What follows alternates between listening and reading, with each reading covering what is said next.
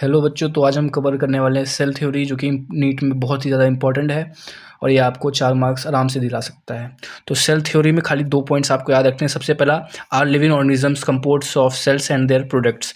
इसका मतलब है ऑर्गेनिजम्स सेल्स से बनता है। सेल्स से कैसे बनता है? कई सारे अलग अलग टाइप के सेल्स होंगे, वो कंबाइन करेंगे और फिर जाके ऑर्गेनिज्म बना देंगे। तो इस लाइन का ये मतलब होता है। सेकेंड लाइन आपको याद रखनी है, cells arise from pre existing cells. Cells arise from pre existing cell. जैसे एक सेल है तो एक सेल्स डिवाइड करके 2 टाइप का ऑफ सेल्स बनाएगा। ये डिवीजन कौन सा हो सकता है? बाइनरी फिजन हो सकता है या फिर एसेक्सुअल रिप्रोडक्शन हो सकता है। अब आपको इसमें 2 चीज़ और ध्यान रखनी है। सबसे पहला, फॉर्मुलेटेड बाय, किसके द्वारा दिया गया था? स्लीडिन एंड श्वान के द्वारा ये दिया गया था। फिर फाइनल शेप उसको दिया रुडोल्फ विर्को ने।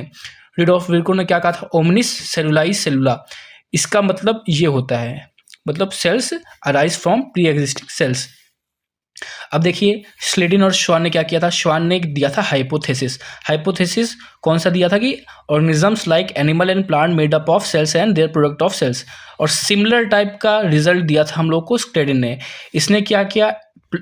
एनिमल्स और प्लांट्स दोनों पे स्टडी किया, इसने सिर्फ और प्लांट्स पे स्टडी किया है।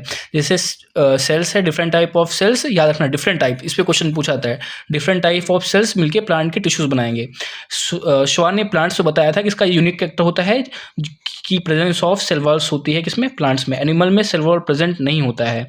और इसमें क्या प्रेजेंट होता है? प्लाज्मा मेम्ब्रेन प्रेजेंट होता है।